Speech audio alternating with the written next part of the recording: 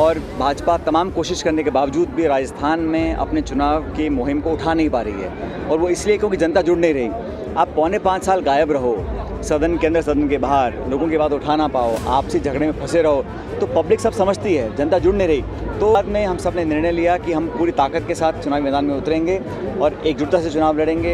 इन तीनों चारों स्टेट्स में कांग्रेस सरकार कांग्रेस पार्टी की बनेगी, ताकि 24 का लोकसभा चुनाव जो होगा उसमें हम एनडीए को हरा पाएंगे और इंडिया अलायंस जो है वो चुनाव जीतेगा। ये कि वो इशू को डाइवर्ट करें, कभी मंदिर का, मस्जिद का, सनातन का, अलग अलग इश्यूज़ को उठाकर लोगों को भ्रमित करते ताकि लोग सवाल ना पूछ पाएँ। आज हिस्टोरिक अनएम्प्लॉयमेंट देश के अंदर है, महंगाई आसमान छू रही है, हर मोर्चे पर सरकार फेल होती जा रही है।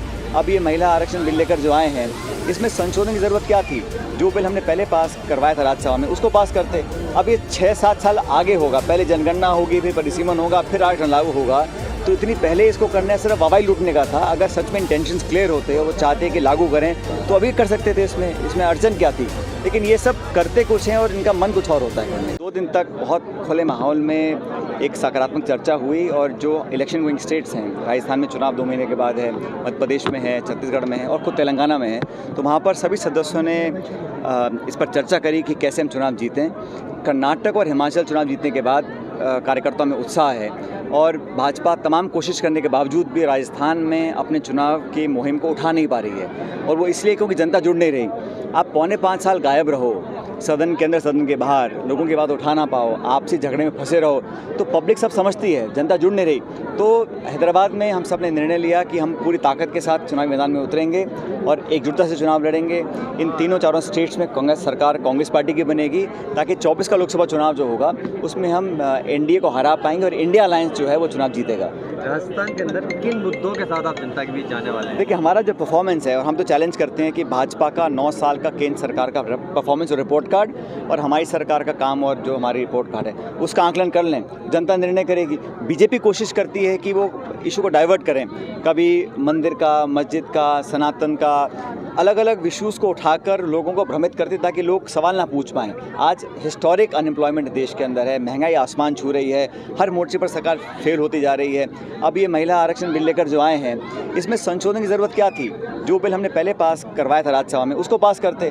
अब ये 6-7 साल आगे होगा, पहले जनगणना होगी, फिर परिसीमन होगा, फिर आरक्षण लागू होगा। तो इतनी पहले इसको करना सिर्फ वावाई लूटने का था। अगर सच में इंटेंशंस क्लियर होते और वो चाहते कि लागू करें तो अभी कर सकते थे। इसमें अड़चन क्या थी?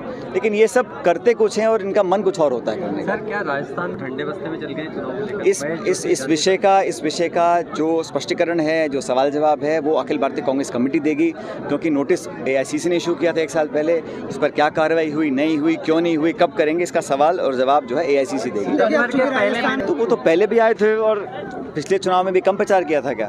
2018 के जो विधानसभा चुनाव थे उस टाइम भी सारे प्रधानमंत्री भी आए, मुख्यमंत्री भी आए, सारे नेता आए थे, लेकिन अंत में जनता ने चुनाव कांग्रेस पार्टी को जिताया था। इस बार भी वो इसलिए उनको बार बार आना पड़ रहा है क्योंकि यहाँ के जो क्षेत्रीय नेता हैं उन पर शायद केंद्र नेतृत्व का भरोसा नहीं है और शायद उनके कहने से लोग जुड़ भी नहीं रहे हैं। अब वो यात्राएं निकाल रहे हैं, लेकिन जो प्रभाव पड़ना चाहिए यात्राओं का, मैं समझता नहीं कि यात्राओं का प्रभाव पड़ रहा है जनता के बीच में। किसको असमंजस है?